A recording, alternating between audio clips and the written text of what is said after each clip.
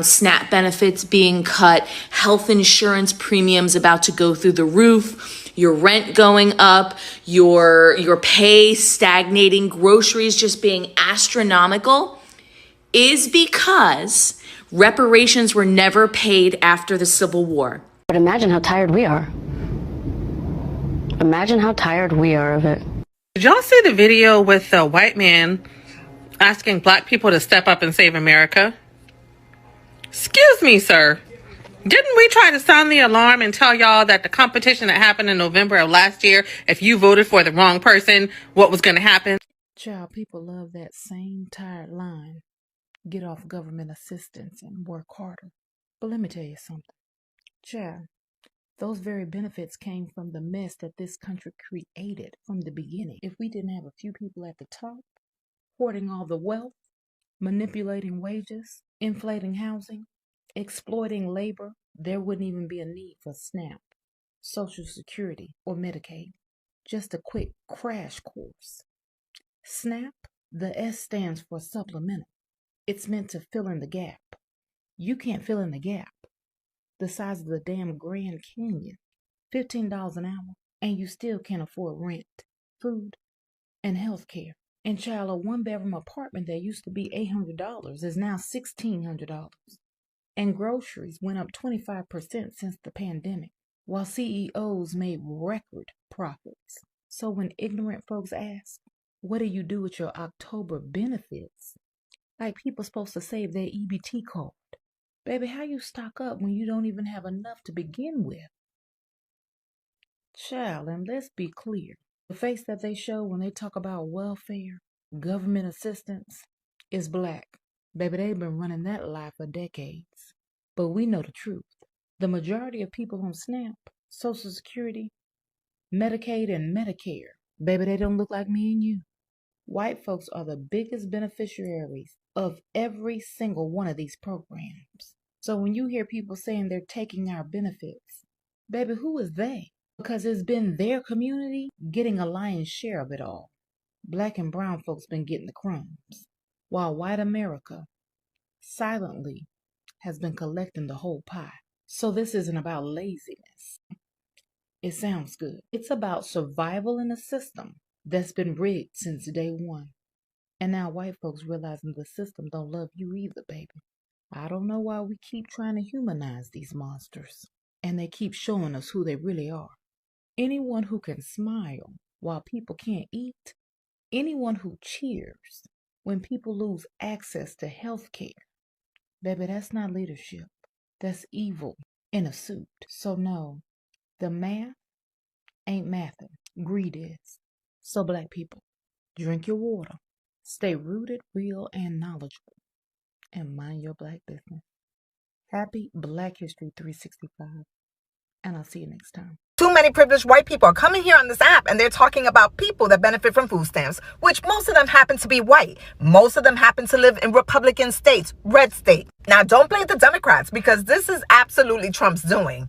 He can fund it if he wanted to. He's funding ICE. He's sending $40 billion to Argentina. Why are you not mad with him? The only thing the Democrats want to do is make sure that you have affordable health care and people are getting their notice. So not only you're not going to have your food stamps until the government is back in order, but you're going to have a big freaking healthcare bill coming January. And before you start coming over here complaining about the Democrats, I need you to go to the videos in which people are crying, teachers, healthcare professionals, in which their insurance has doubled or even tripled.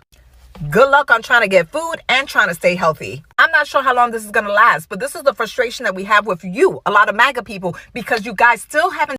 Hi guys, welcome to my channel. I hope you are doing great wherever you're watching us from. So funny how things change, right?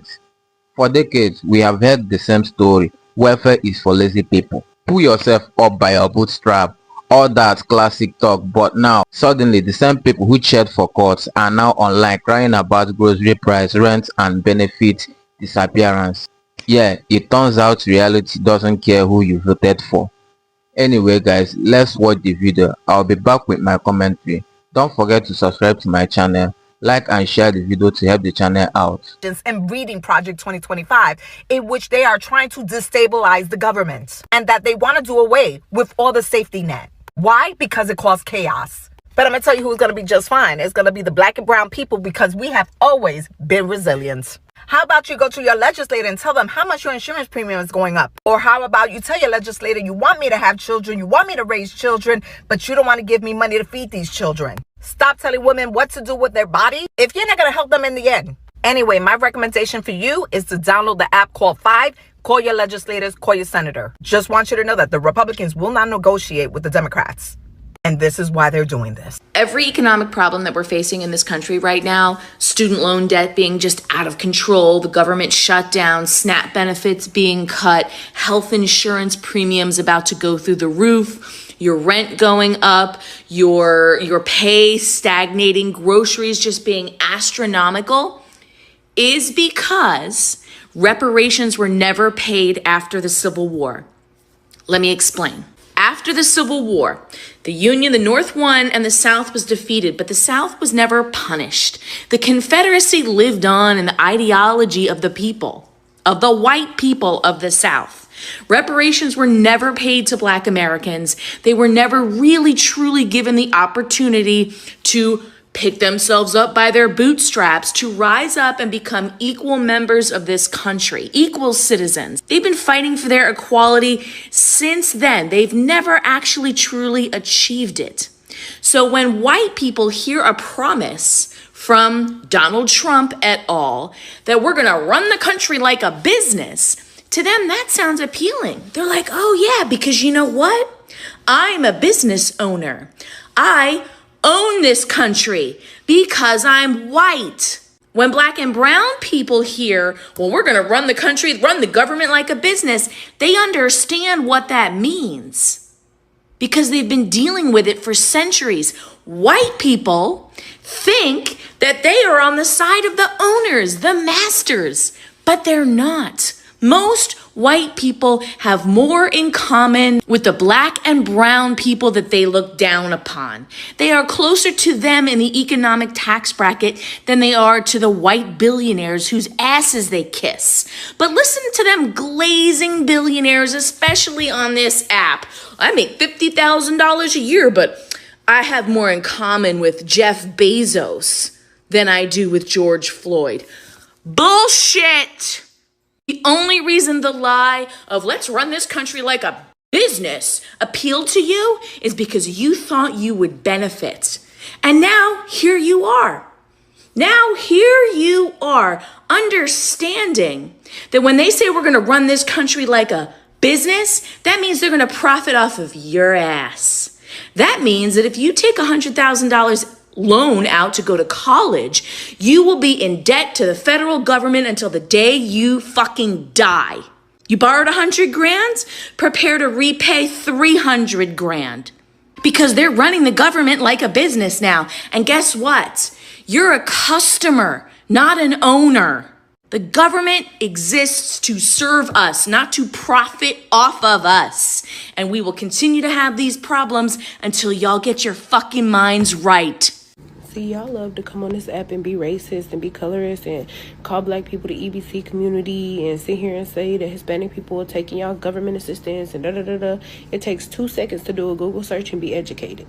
Not only can you go look up the list for government assistance, you can go look up the demographics for who is on that list. And if y'all look right here, what does that say? Whites. How much do y'all make up on government assistance? Again, it takes 2 seconds to educate yourself. And coming from somebody who has high-paying clients with my business, 90% of my high-paying clients are Black.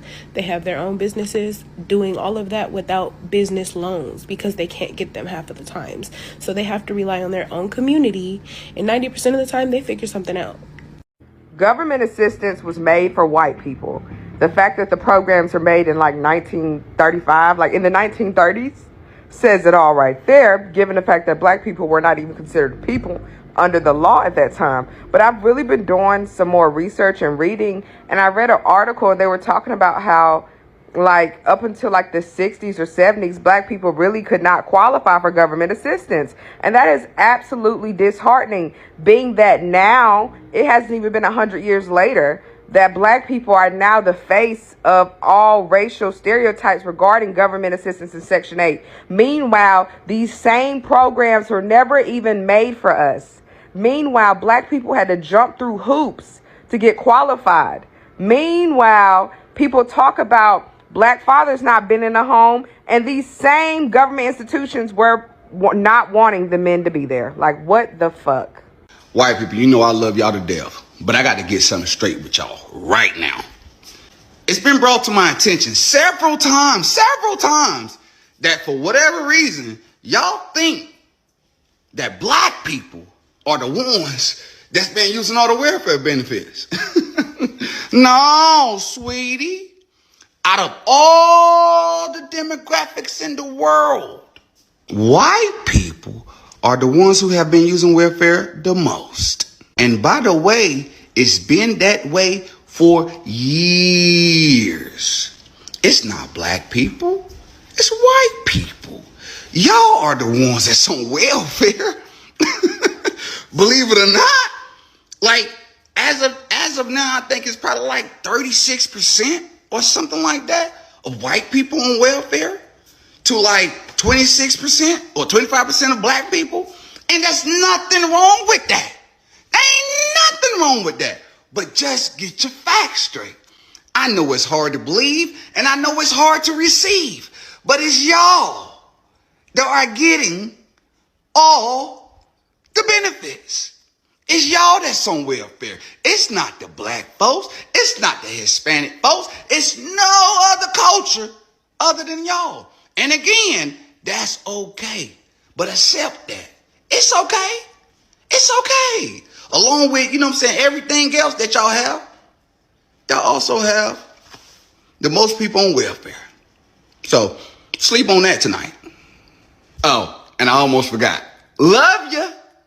Finally, you get to see the true America. The stipulation has always been that black people are lazy, that black people are on welfare. Well, guess what? A lot of poor white people in the red states are now crying that they're not getting the EBT money from the EBT cards. Why? Because they are on welfare. They have 7 and 8 kids. Now the truth is coming out since Trump has slashed funding for the EBT and the SNAP programs. You see how many white people now are on welfare. So all this mythical stuff about black people being on welfare, oh, it's the blacks, it's the blacks, it's the blacks. Now you're seeing the real America, that it's not only black people on welfare, that there are a lot of white people on welfare also. There are a lot of white people, a lot of poor people living in those red states, and those red states that voted for Trump are now getting hit. Okay, so like, do any other poor people feel this way, right? Like, I'm planning again for my monthly budget, or like, it usually ends up being a yearly budget, and I just overwhelm myself.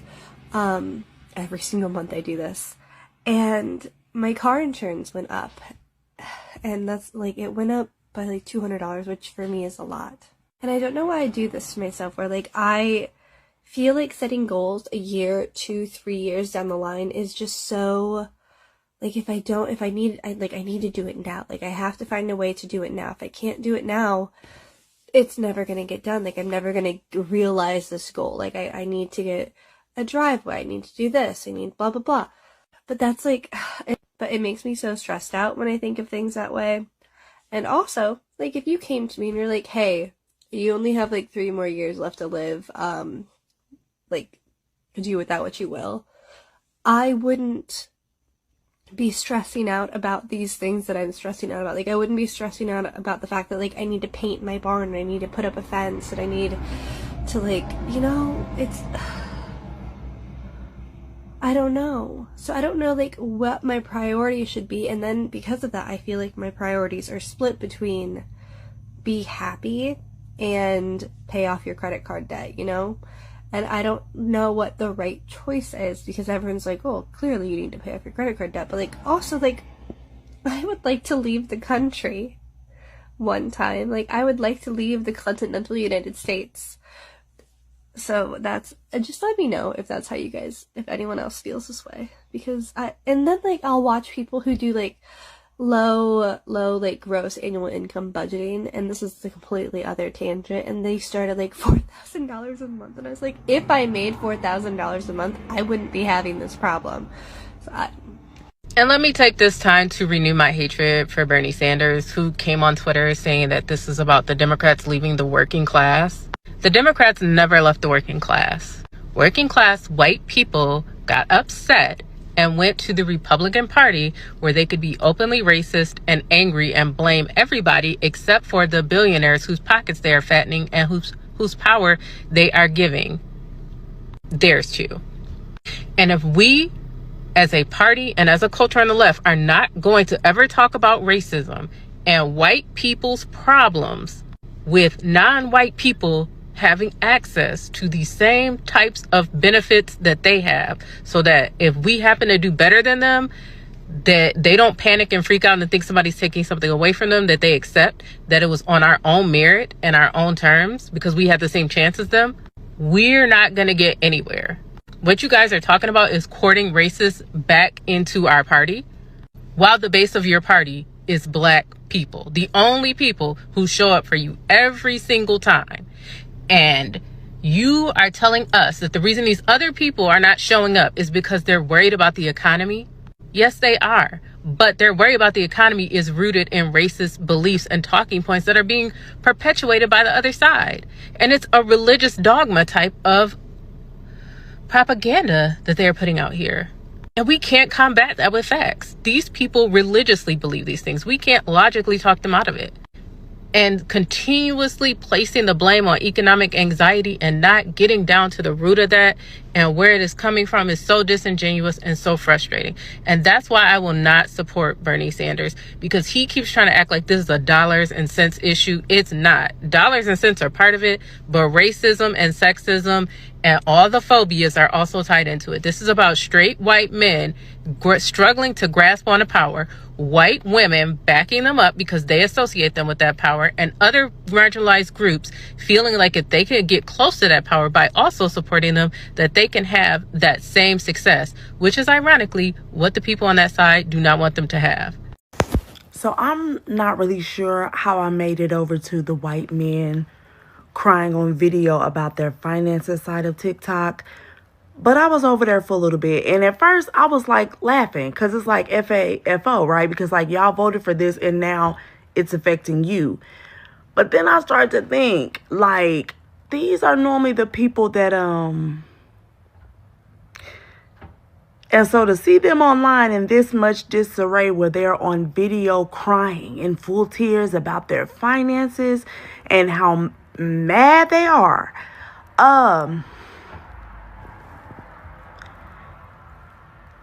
Y'all be safe out here. Hi. Today's a conversation about white people comparing this epidemic to the Great Depression. Now, they're talking about we're getting government handouts and how they're tired of it and everything. We all know that Roosevelt implemented the Federal Emergency Relief Act May 12th of 1933. No black person got assistance then. I can promise you that. We weren't even considered people. So how can you complain about something like this? I'm confused. How is this anything like the Great Depression? Y'all make up an excuse for anything because y'all just see minorities on handouts and you just assume this. The white people that don't know. There are generations of white families that have been on public assistance since it started. So never think that it's only minorities. White people get food stamps. They get Medicaid. They get assistance all the time. They were the first to receive it. But it's a problem. Minorities get it. Could someone answer that for me? The white people in USA, they are suffering. They are crying all over social media, stating that their life has become very expensive and unbearable. They are begging the black people to intervene so that they can remove this regime.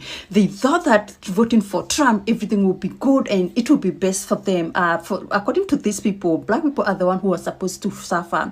They are stating that black people, they suffer because of their skin. And right now, they are the ones suffering in their own country. They're saying that they cannot even afford food. They cannot even afford gas. They're saying that they even think that Trump is after them, that Trump wants to finish all of them. They're saying that Trump was supposed to make America great again, but right now it's worse because of the VAT, because of the tariffs. It has increased taxation and a lot of people cannot even afford food. They're saying that they are regretting voting for Trump and they want everyone to intervene, to come together and remove this regime. To be honest, I don't think the black people, they are going to join them because they want them not to vote for Trump, but they did not listen. Historically speaking, white people have always been adverse to manual labor. They have always found some way to source out their labor, whether it be tilling the lands, farming their food, mining the mines, the railroads. Now, in the age of manufacturing, it's all of their products, right? And the Chinese have been able to take advantage of this aversion. They've built their whole economy around it, in fact. It's actually funny because it's like a two-step mental process, because in white people's justification that they aren't made for manual labor, they've created a whole economy around servicing where they don't have to do manual labor, and then convince the entire world that people who do manual labor are less valuable. By service providing, I mean all the computer, hello, how are you doing type shit, right? The email drafting and basically the corporate bourgeoisie world, right? And that's really just the slave versus the overseer mindset, right? Someone does all the work and then you have someone manage the workers. That's basically what white supremacy is. Racism has always just been their justification for not wanting to be laborers. And the job market, the corporate world, the college educated, all of that is used to justify their aversion to labor. So here we are 159 years later, which is when slavery ended. We've established an entire economy around managing laborers. We source everything in America because of white people's aversion to labor, and then we slap logos on it, slap all this mental cognitive, everything that white people have created is jumping mental loops to justify the fact that they do not labor at all. There's no difference in these products. They're all made in China, right? The only difference is they create this sense of branding and comfort around imaging and all of these things to get you to have the mental cognitive to buy the branding, because the products are all the same, because they're all made at the same factory. Everything about white supremacy is just jumping through mental loops to make you forget the fact that they do not make anything, that they are not laborers, that they refuse to do work, right? So that we will continue to spend money and work for them. The economy in America thrives off of all of this mental manipulation, because the truth of the matter is we do not make anything. We just manage everything. We manage our image. We manage the propaganda about who we are to the rest of the world, about what it is that white people actually do for jobs in America. It's all mental manipulation. We're a country of narcissists. The wholesale price index came in 3 times higher than expected, and this is bad news for a Trump economy. See, it was only expected to rise 0.3%. Instead, it rose 0.9%, which set off alarm bells across all major markets. And we see the Dow Jones is down today. We see the S&P 500 is down today, and other markets are trending down. Now, this might not seem like a huge deal, a 0.6% difference, but for the year to date, it's up 2.2%, which is the largest annual jump since 2022. And this is the largest single month jump since February. The Trump economy is in trouble. You have consumer spending down. You have consumer luxury item spending down. Consumer travel down. Las Vegas is throwing out concerns that they're seeing lower numbers of individuals coming to the city, which is always a sign for some sort of recession or economic pullback. We'll see what actually happens, but so far, it's not looking good. Full disclosure, clearly I am a white, non-Indigenous person, but the level of hypocrisy, I think is the word for it, amongst my peers. So, give an example. So there's a homeless epidemic Australia-wide. Brisbane's no different, but councils here, and I think other places as well, are evicting homeless people from parks because the local residents are complaining. Like, they don't like homeless people in their area because they see it's their land, right? They're the ratepayers, so they have every right to complain because, well, they're ratepayers and they own the land. And yes, that's true. Legally, they do have a title deed which says they own the land. And yes, they do pay rates. But that land was never sold to them by Indigenous people. It was stolen. And our very own laws say that anyone in receipt of stolen property has to give it back, whether you paid good money for it or not. So the hypocrisy of residents and ratepayers saying that it's their land and they should be able to complain because it's their land. Don't really need to say any more about that. But I think maybe it stems from the entitlement that is inherent amongst white people like me, where because we are entitled, because we think because our system is superior to any Indigenous system of law that existed, that we are the rightful owners, when in fact we're not. And there's a big difference between what's legal and what's ethical. And it's not ethical for any of us to claim ownership of any land here, and therefore to in any way have want anything to be done about homeless people on that same land. It's as much a homeless person's land as it is a rate holder's piece of land. So I posted about white folks on food stamps, and one thing I kept seeing was that welfare was created for white people. I knew that it was created during the New Deal, so I did some more research because I didn't really know the whole story, and I thank you guys for responding and helping me learn stuff. So during the Great Depression is when we saw the beginning of things like Social Security, unemployment insurance. But here's the kicker. When Franklin Roosevelt built those programs, he had to make deals with Southern Democrats in Congress, the same folks who were big fans of Jim Crow, to get the support of these racist white Southern politicians.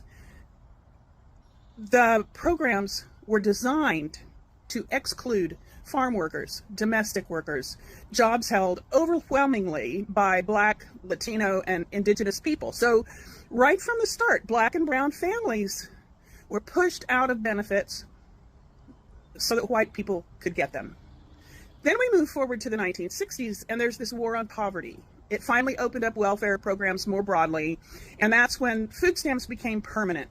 Well, permanent, we don't know what Trump's going to do to them, but they lasted a long time. And guess what? The minute more Black and brown families started accessing this help, the politics shifted. Welfare got a new image and a new target. By the 1980s and 90s, with Ronald Reagan and his gang, they pushed the welfare queen myth. That's a racist dog whistle meant to turn public opinion against safety nets by blaming Black women for poverty. that white policies created. That's the truth, you guys. So yes, welfare was built for white people, and when others finally got in the door, they tried to burn the house down. If you want to blame the right people, you got to get curious. Welcome back, guys. So let's break this down in plain English. What we are watching right now is what some people are calling an economic awakening. For a long time, welfare in America has a face, and let's be honest, that face was painted as black and brown. That image didn't just happen by accident, it was pushed hard for decades. But here is the part that makes people uncomfortable today. The largest group of people actually receiving government assistance has always been white Americans. Yes, that's not a stereotype, that's reality. And now the inflation is squeezing everybody. Rent going crazy, food prices jumping, insurance acting like it has a personal vendetta. People who never thought they would need help are suddenly depending on the same system they used to criticize. Now, let's talk about the popular idea the government should be running like a business. Sounds smart until you actually think about it. Because when a business runs things, the goal isn't to serve you, it's to profit off you. That's how you end up borrowing 100k and end up paying 300k. That's how healthcare became luxury. That's how basic survival starts feeling like a subscription service. You are not a citizen anymore, you are a customer. And trust me, customers don't get messy, just bill. Now, here is where things get spicy. A lot of loudest frustration right now is coming from people who supported politics aimed at cutting government program. And now those same program, they are the only thing standing between them and straight up struggle. You voted to shrink the safety nets, then got shocked when it actually shrank. That's not betrayal, that's policy working exactly as designed. This isn't just about individual complaining online. There are signs everywhere. People cutting back on spending, traveling drop, luxury purchases slowing down, markets get nervous. When regular people stop spending, the whole system starts shaking, and suddenly it's not just a poor people problem anymore. Let's not rewrite history either.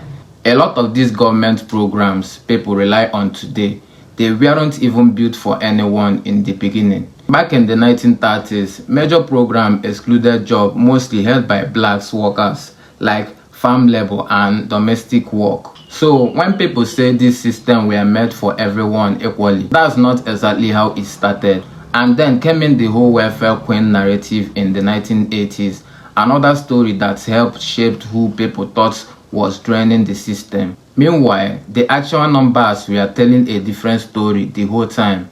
Now, fast forward to today, you have got people all over the social media stressed out, talking about how they can't afford food, rent, or insurance anymore. And at the same time, you have got others saying, we tried to warn you. There's frustration on both sides, both for every different reasons. One side is shocked and other side is tired. At the end of the day, this isn't just about politics, it's about consequences. Politics aren't just wars, they showed up in your rent, your groceries, bill, your healthcare and daily life. And now that the pressure is hitting everybody, the conversation is changing real fast. The only question now is, will people actually learn from this?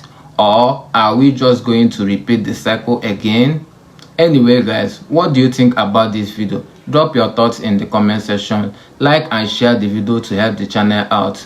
See you in my next video. For now, peace.